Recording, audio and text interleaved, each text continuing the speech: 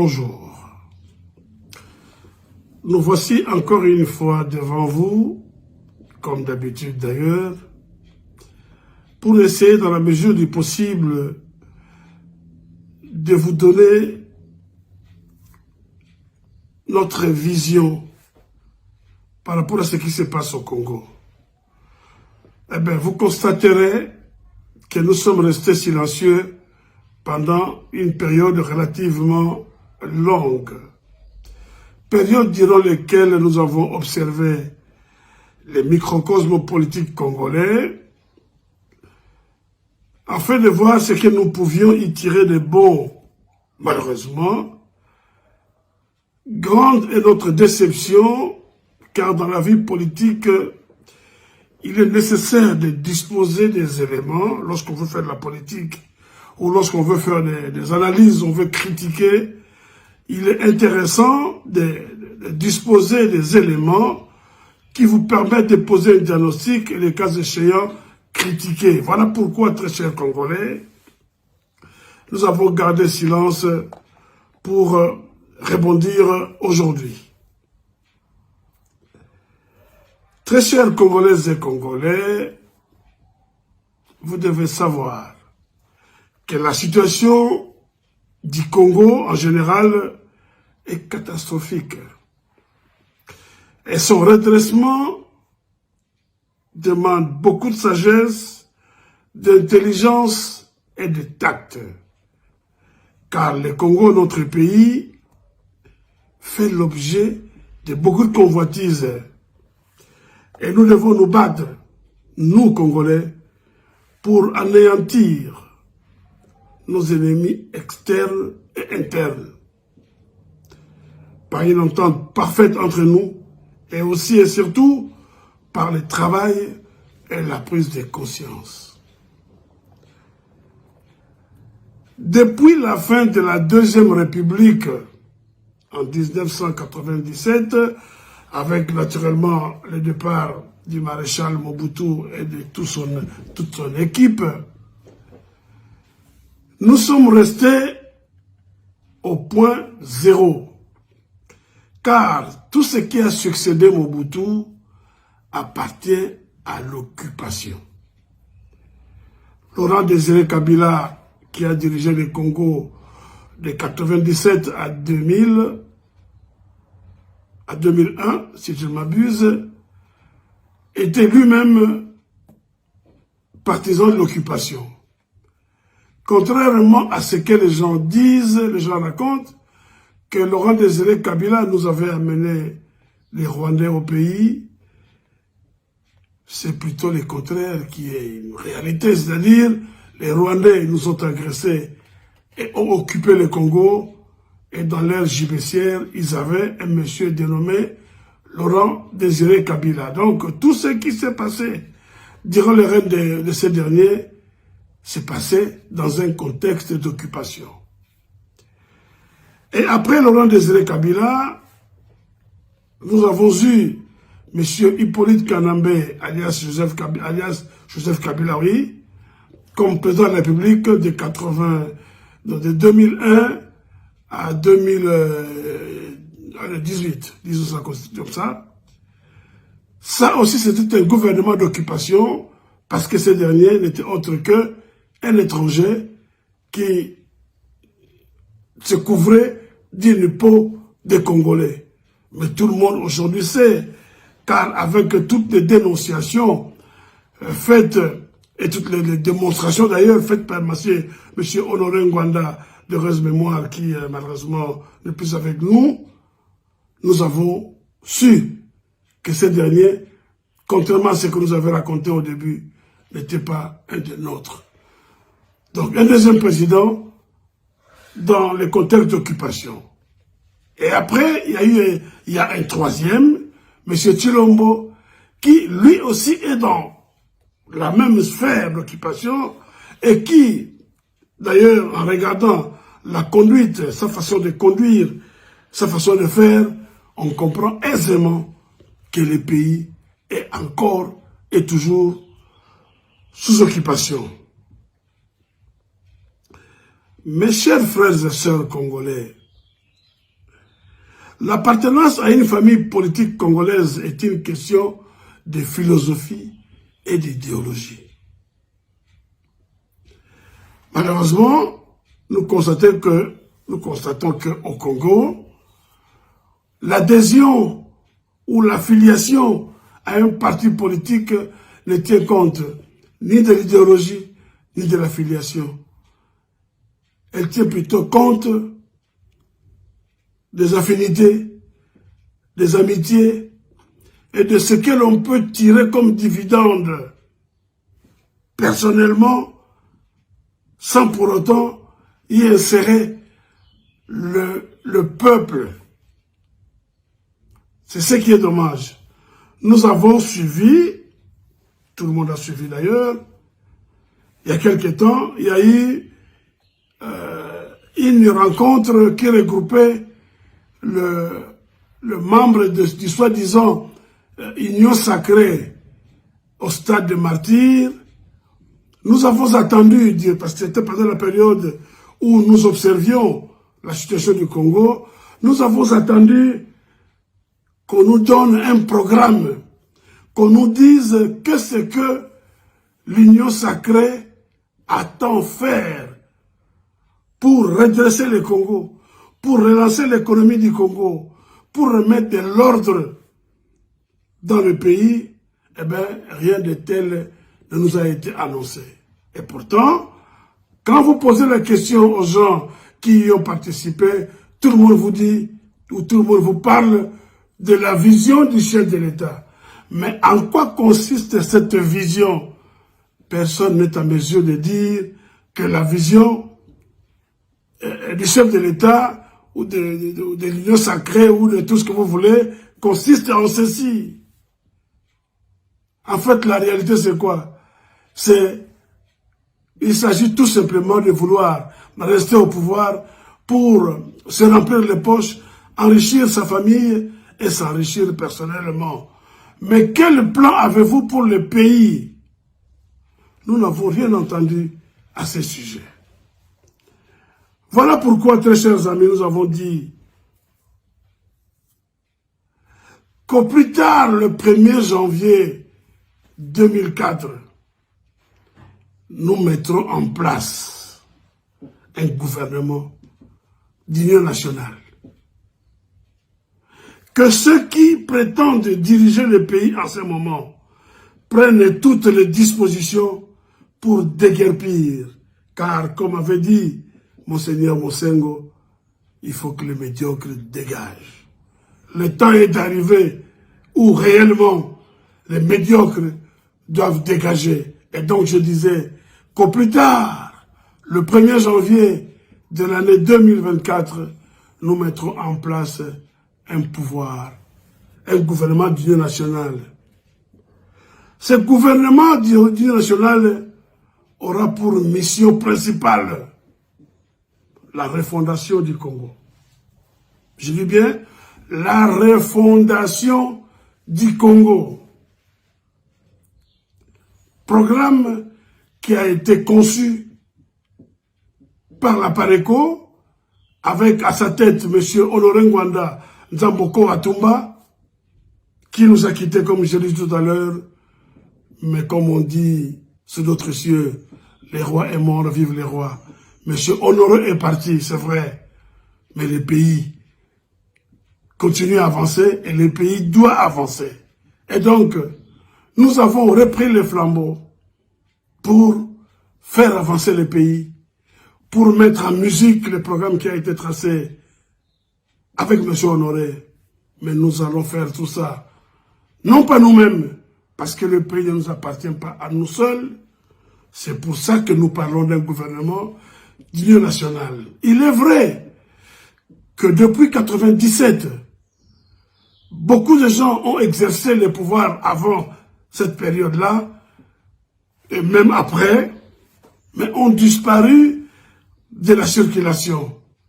Tout simplement parce que les circonstances dans lesquelles évolue le pays en ce moment est catastrophique. Et donc, ces personnes épris de paix et de justice ont préféré se mettre à l'abri. Et nous avons l'honneur de dire à ces personnes-là qu'ils n'ont rien perdu durant toute la période où ils sont restés silencieux. Au contraire,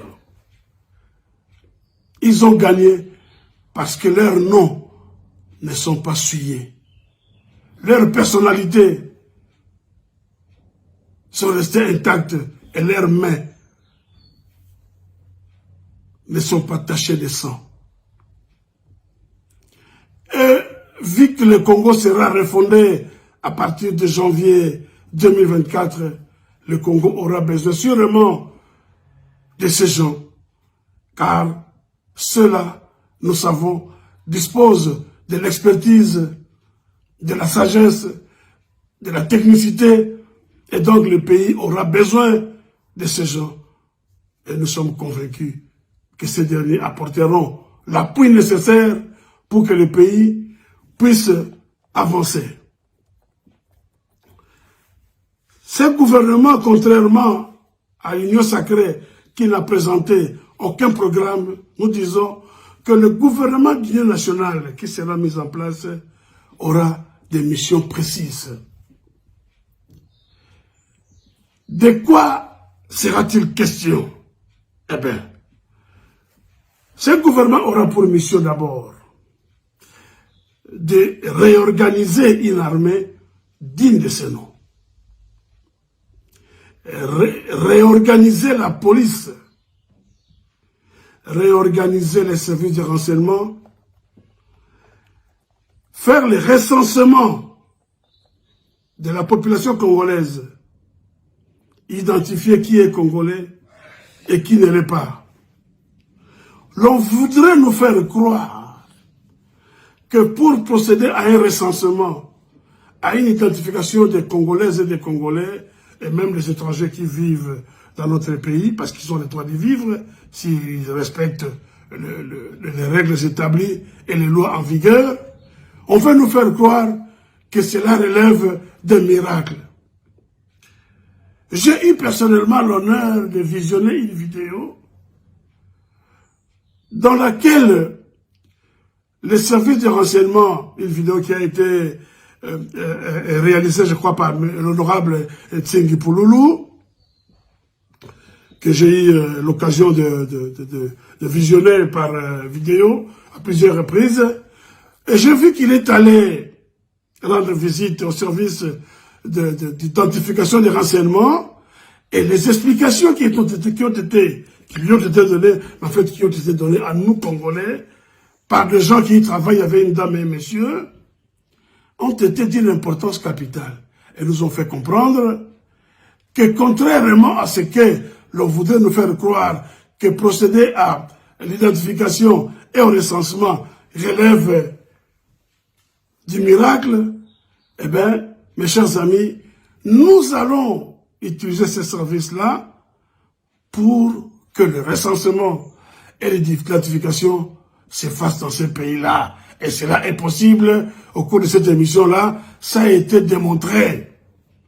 Nous devons savoir combien de Congolais sommes-nous, combien d'étrangers vivent au Congo, et quelles sont les situations de ces étrangers, c'est-à-dire ceux qui sont en situation régulière et ceux qui sont en situation irrégulière, et proposer des solutions pour voir dans quelle mesure régulariser ou alors expulser certains d'entre eux, ceux-là qui, en fait, sont de personnes venues pour détruire l'économie de notre pays. Mais nous entrerons dans le vif de ces sujets lorsque le moment sera venu.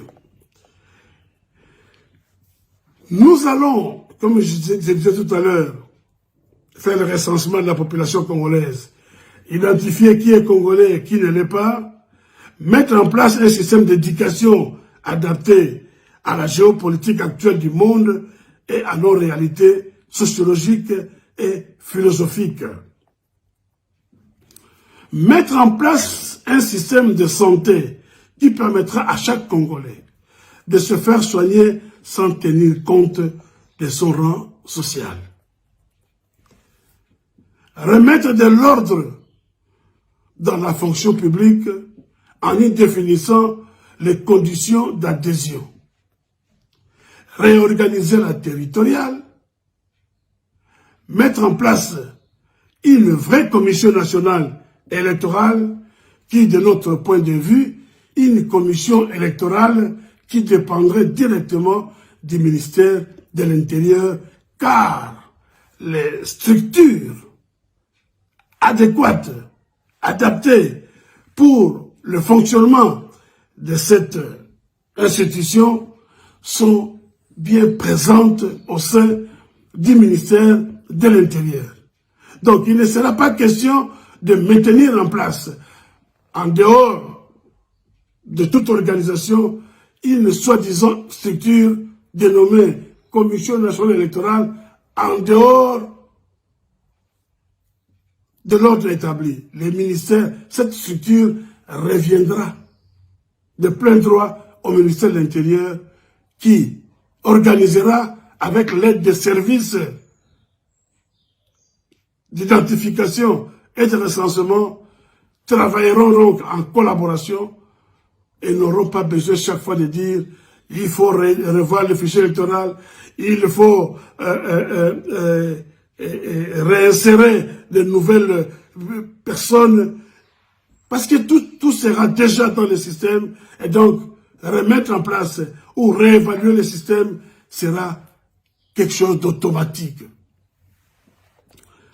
Il s'agira également d'installer un climat de confiance entre le peuple et les pouvoirs en redistribuant par des mécanismes prévus par la loi les richesses du pays.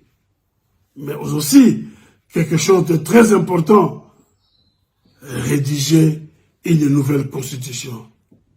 Car la nouvelle constitution ou l'actuelle constitution ne représente pas le Congo et ne défend pas le Congo. Nous avons besoin d'avoir une constitution qui défend le territoire national,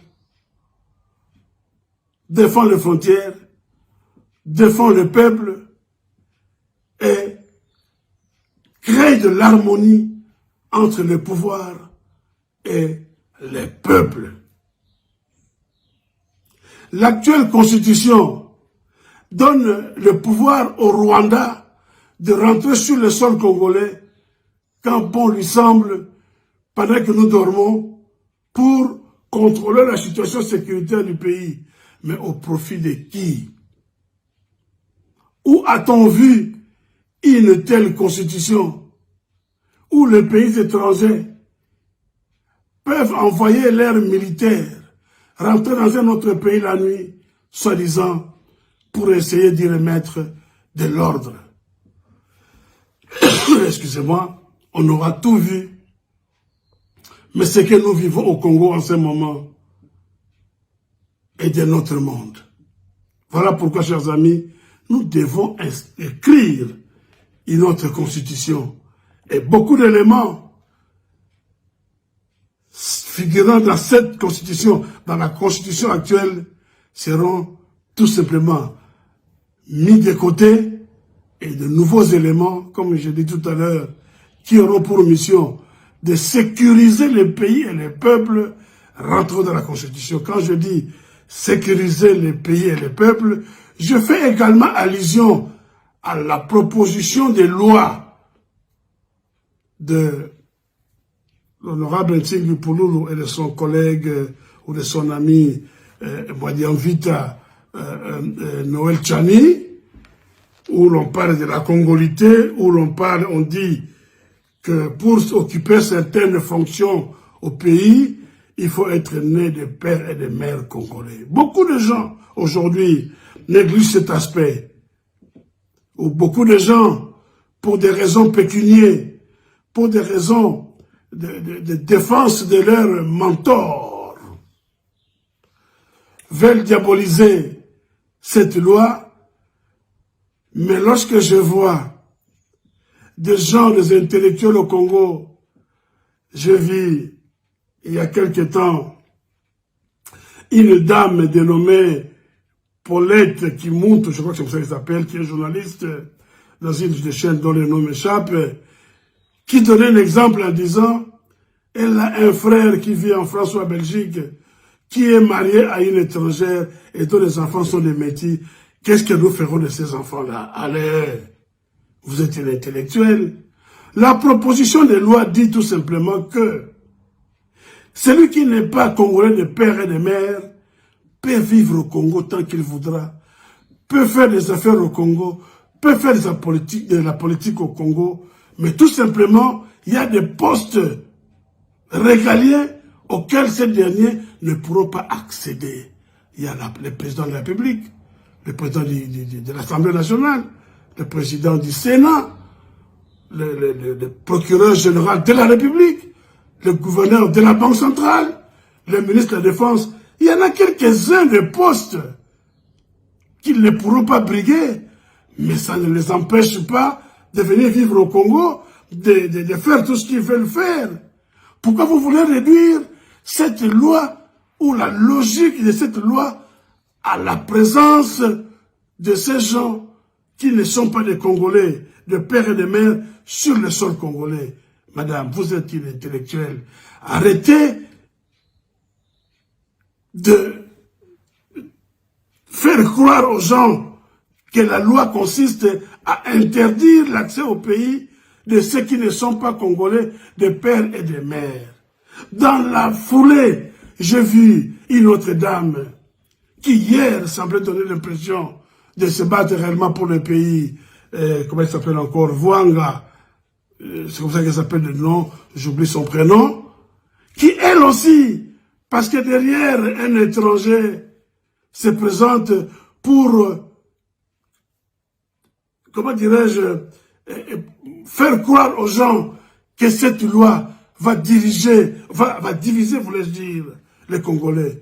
Mais il n'en est pas question. Il n'en est pas question. J'ai vu aussi comment il s'appelle, le révérend, le cardinal, voilà, en Bongo, donner son point de vue, qui est contraire à la logique. Mais ce n'est qu'un point de vue d'un monsieur comme un autre. Son point de vue, fut-il révérend ou comment on l'appelle encore, pasteur, ne nous intéresse pas. Parce qu'un pays doit être défendu par ses fils et ses filles. Mais défendre le pays, il y a des lois qui défendent le pays. C'est pour ça que je demande au Parlement que lorsqu'il sera question de voter cette loi en rapport avec la congolité, parce qu'une loi est composée de 3 étapes. Il y a l'exposé des motifs, il y a la loi et il y a l'interprétation. Je voudrais que déjà, dans l'exposé des motifs, que les choses soient clairement établies, que les raisons pour lesquelles cette loi va être mise en place soient clairement expliquées pour que cela ne souffre d'aucune lacune. Très chers députés, je ne parle pas de ceux qui siègent en ce moment dans différentes chambres, mais je parle du Parlement qui sera installé demain peut-être, parce que je ne sais pas si l'actuel Parlement aura la force et le courage de défendre et de mettre en place des structures adaptées par rapport au pays, par rapport à une nouvelle constitution, en y insérant la loi sur la congolité, qui, jadis, avait existé dans la constitution, par exemple, de la Deuxième République, et disait exactement ce que les autres ont proposé il n'y a pas longtemps, mais les gens nous veulent faire croire que cette loi n'a jamais existé. Aucun pays ne peut prétendre, par rapport à cette coutume, par rapport à sa constitution, par rapport à ce texte, être au-dessus de l'autre. Nous avons vu les États-Unis dire que vous pouvez être américain à 1000%, mais tant que vous n'êtes pas né sur le sol américain, vous ne deviendrez jamais président de la République. Les gens trouvent ça normal. Je n'ai jamais vu des gens monter au créneau et fustiger cette décision. Pourquoi lorsqu'il s'agit du Congo, Même les Congolais eux-mêmes, enfin, je ne parle pas de tous les Congolais, mais il y a une frange de la population qui est instrumentalisée par les étrangers, qui fustige cette loi. Mais pour quelle raison? Pour quelle raison? Chaque pays a ses lois. Et les lois sont adaptées aux réalités du pays. Ce que nous vivons aujourd'hui au Congo, cette situation qui dure depuis 26 ans environ, doit cesser. L'occupation a pris corps dans notre pays parce que justement, les lois, après les coups d'État de 17 mai 2017, où Laurent Désiré Kabila est arrivé, suspendant la constitution de la Deuxième République, mettant en place un texte tiré de je ne sais où, qui a régi le pays pendant le temps où il est resté au pouvoir, et lorsque aussi est arrivé Hippolyte Kanambe à l'âge de Joseph Kabila, où l'on a amené le peuple congolais, enfin les politiciens congolais soi-disant, à San City, où ils nous ont pondu une constitution qui n'était constitution que dans la tête de ceux qui l'ont griffonnée. Eh bien, le Congo a vécu, je veux dire, sans texte défendant réellement les intérêts du pays. Et aujourd'hui, nous disons, stop! Le gouvernement actuel en place ne défend pas les intérêts du peuple congolais. Nous avons donc décidé, les gens vont nous dire, mais nous, qui sommes-nous? Eh bien, cette décision est prise collégialement. Mais la conduite est entre les mains de nous, membres de l'Alliance des Patriotes pour la Défense du Congo, en sigle APARECO. Mais nous ne sommes pas seuls, comme je le disais tout à l'heure, parce que le pays ne nous appartient pas à nous, tout seul. Et la personne qui conduira ce gouvernement, le nom de ces derniers, eh bien, sera rendu public dans les jours qui viennent. Mais très chers Congolais, comme j'ai dit tout à l'heure, ce gouvernement aura des missions que je venais d'énumérer. Combien de temps faudra-t-il pour mettre en place cette structure? Nous avons décidé et estimé que 5 ans, une période de 5 ans suffira pour que ces choses soient mises en place de telle sorte que, après les 5 ans, que nous organisions les élections dignes pour notre pays. Je dis bien 5 ans, c'est-à-dire de 2024 à 2029. Et en 2029, les élections seront organisées et nous n'aurons même pas besoin de dire la Commission nationale électorale, parce que cette institution sera incorporée au sein du ministère de l'Intérieur. Et les gens qui vont diriger cette structure dépendront du ministère de l'Intérieur. Et le ministre de l'Intérieur n'aura aucun pouvoir, aucune imposition, aura tout simplement les droits de regard et de contrôle, mais aucune imposition à cette institution. Car le pays, comme je l'ai dit tout à l'heure, doit être refondé. Et lorsqu'on parle de la refondation, nous disons, dehors les corrompus, dehors les corrupteurs, dehors la gabegie financière, dehors le détournement, tous ceux ou celles qui marcheront en dehors de cette logique-là trouveront un nouveau logis, trouveront de nouveaux appartements dans un quartier appelé prison. Je dis bien, ils auront d'autres adresses. Car le Congo de demain ne permettra pas le trafic d'influence, ne permettra pas la corruption pour accéder à quoi que ce soit, mais fera en sorte que ceux qui méritent puissent bénéficier. La méritocratie sera le seul élément qui fera avancer les pays. Mes chers amis, je ne voudrais pas être très long, mais je voudrais rappeler une phrase contenue dans le discours du général de Gaulle lorsque, durant la deuxième guerre mondiale, il s'était éloigné de la France pour défendre son pays, pour faire en sorte que ses compatriotes résistent à l'occupation. Il avait dit à ses frères, mesdames et messieurs, soyons durs et fermes, car à la fin des choses, il y a la plus grande gloire du monde qui nous attend. C'est celle des hommes qui n'ont pas cédé. Mes chers amis, ne cédons pas, ni à la corruption, ni aux menaces, ni à la tentation de quoi que ce soit.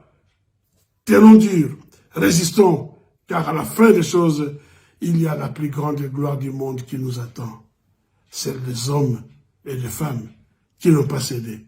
Ça fait des années que nous combattons. Nous n'avons jamais cédé et nous ne céderons pas parce que notre objectif, c'est vivre la libération du Congo et apporter notre modeste contribution à la refondation du Congo. Mesdames et messieurs, je dis et je vous remercie. Donc maintenant, notre partie consacrée à la journée des résistants essentiellement. Et je vais vous dire un peu pourquoi nous avons tenu, le président national, M. Honoré Ngouanda, a tenu à organiser cette journée. De la diaspora à la RDC, nous lançons en fait un appel urgent et solennel au rassemblement des véritables résistants congolais pour la libération totale de la RDC sous le leadership de M. Honoré Ngouanda. Chers compatriotes, le diagnostic de la situation qui prévaut depuis près de 2 décennies en République dite démocratique du Congo est désormais clair pour la majorité des Congolais et plus particulièrement pour vous qui vous considérez non pas comme des opposants ou des simples combattants, mais comme des véritables résistants aux forces d'occupation de la République démocratique du Congo. La guerre d'agression qui a précipité le départ du président Mobutu n'était que les prémices d'un processus d'occupation dont l'objectif secret visait la balkanisation de la RDC. Cette agression, conçue et planifiée par certains lobbies et mafias occidentaux, avait choisi le Rwanda et l'Ouganda comme la partie visible d'un immense iceberg. Mais heureusement, ce complot savamment ourdi, avec l'aide des médias mensonges, a été patiemment démantelé par plusieurs années de travail pharaonique accompli par le président national de la PARECO et notre mouvement politique, l'Alliance des Patriotes pour la refondation du Congo. Durant plus de 10 ans, jour après jour, nous avons mis à la disposition de tous les Congolais, toutes sortes d'informations édifiantes, des preuves de l'occupation, l'organisation du système du Tutsi Power, ainsi que les différents projets machiavéliques du régime complice instauré à Kinshasa. Aujourd'hui, le complot d'occupation et de balkanisation de la RDC est devenu un secret de polichinelle pour tout observateur congolais et étranger qui se préoccupe réellement de la situation de la RDC. Chers compatriotes résistants, vous qui êtes réunis ici ce samedi 30 janvier 2016, comme la grande majorité silencieuse de plusieurs autres patriotes congolais à travers le monde, et particulièrement en RDC, et qui ont les yeux plus que jamais tournés vers le président national de la PARECO pour mettre un terme à la tragédie que vit le peuple congolais. Vous avez raison, parce que vous savez que les faits ont donné raison aujourd'hui à M. Honoré Ngouanda, qui affirmait il y a 15 ans déjà que celui qui préside la RDC est un Rwandais au service du Rwanda, et qu'il s'appelle en réalité Hippolyte Kanambe et non Joseph Kabila. Vous savez, en effet, que des troupes étrangères essentiellement rwandaises occupent notre pays, dans le Bas-Congo, le Bandundu. Vous les voyez à Kinshasa, dans le Kasaï, dans le Katanga, dans la province orientale, dans le Kivu, où ils tuent, violent et pillent tous les jours sous différents masques, poursuivant leur mission funeste de balkaniser notre territoire national. Vous voyez comment chaque jour, notre peuple s'enfonce dans une misère noire, sans soins de santé, sans nourriture, sans hygiène publique, sans eau, alors que notre pays est l'un des plus irrigués au monde, sans électricité, alors que notre barrage d'Inga en fournit à d'autres pays avec la complicité du régime en place au détriment de notre propre peuple. Vous savez que le gouvernement d'occupation en RDC, présidé par celui qui se fait appeler Joseph Kabila, est devenu la première source d'insécurité pour notre peuple. Et ce n'est donc pas lui qui rendra justice pour le génocide qui décime notre population avec nos 8 millions de morts, nos femmes violées, nos enfants décapités, nos milliers de militaires assassinés à Kitona, Mouchake, à Pueto, Libenge ou ailleurs. Ce n'est pas lui non plus qui rendra justice pour l'assassinat de Floribert Chebeya et Fidel Bazana, du cardinal Etsou, du pasteur Lukusa, d'Aimé Kabila, d'Alain Moloto, des adeptes de Mukungubile et de Bundu Dia Congo, ou encore des charnés de Maluku et de tant d'autres disséminés dans toute la RDC. Vous voyez comment ce gouvernement néfaste à tous les niveaux préfère remplir ses prisons avec des milliers de Congolais innocents qu'il tue à petit feu en les séquestrant dans des conditions inhumaines, pendant qu'il amnistie des terroristes rwandais du RCD Goma, du CNDP, du M23, allant jusqu'à les gratifier des différents postes au sein de nos propres institutions. Vous voyez tous comment ceux qui ont fait main basse sur la RDC aujourd'hui pillent nos minerais, s'arrangent pour que seuls ceux qui les soutiennent ou sont en affaire avec eux puissent profiter des richesses de la RDC. Et vous savez comment la corruption gangrène aujourd'hui notre pays, particulièrement la classe politique congolaise. Vous savez que les autochtones congolais voient chaque jour tous leurs droits reculer ou être bafoués. La majorité de ceux qui ont attendu des élections libres et démocratiques ont enfin compris qu'ils les attendront en vain avec ce régime d'occupation et de prédation dont la première mission est de conserver le pouvoir à tout prix pour continuer à exister et mener à bien sa mission de destruction de la RDC. De même, ceux qui comptaient sur une soi-disant ou en tout cas une prétendue opposition ont compris que là aussi, c'est peine perdue. Parce qu'elle fait partie du système en place et ne fait qu'accompagner l'occupation de la RDC en lui donnant une image factice d'une soi-disant démocratie naissante. Elle est impuissante lorsque Kanambe fait entrer des troupes étrangères sur notre territoire. Elle est impuissante lorsque Kanambe et Kagame font déplacer les bornes des frontières de la RDC. Elle ne s'insurge pas non plus, ou ne peut rien non plus, lorsque nos compatriotes sont massacrés comme des mouches à l'est de la RDC ou ailleurs, etc. Elle n'a absolument aucune solution pour mettre un terme à l'occupation de la RDC et elle reste particulièrement vassalisée par les mêmes lobbies qui ont soutenu et imposé l'accession de Kanambe à la tête de la RDC, comme on a pu les voir dernièrement sur l'île de Gorée, l'île des esclaves où ils sont allés comme des esclaves prêts à se mettre les chaînes eux-mêmes. Chers compatriotes, avec un tel tableau, chacun comprendra que le temps nous est compté. Notre peuple se meurt, l'État congolais est en voie de disparition. Chaque seconde ou chaque minute qui passe, les vies congolaises sont irrémédiablement fauchées et personne ne nous les rendra. Personne mieux que les Congolais qui aiment véritablement leur pays ne peut mesurer ce que nous endurons. Nous n'avons pas à attendre que d'autres viennent quantifier nos souffrances pour réaliser qu'il est plus que temps d'y mettre un terme. C'est au vu de tout ceci que des journées comme celle qui nous réunit aujourd'hui ont tout leur sens. En effet, le président national de la PARECO a souhaité commencer à rassembler tous les véritables résistants congolais où qu'ils se trouvent. Surtout maintenant que vous êtes si nombreux à lui lancer par différents canaux des messages d'encouragement et de soutien, que vous êtes si nombreux à exprimer votre sentiment de colère et de révolte face à l'horreur qui perdure en RDC depuis si longtemps et au vu et au sud de toute la communauté internationale, sans que rien ne change. M. Honoré Ngwanda vous appelle tous à créer ensemble une véritable synergie des patriotes résistants congolais pour en finir avec l'occupation de la RDC en boutant dehors les ennemis de notre pays.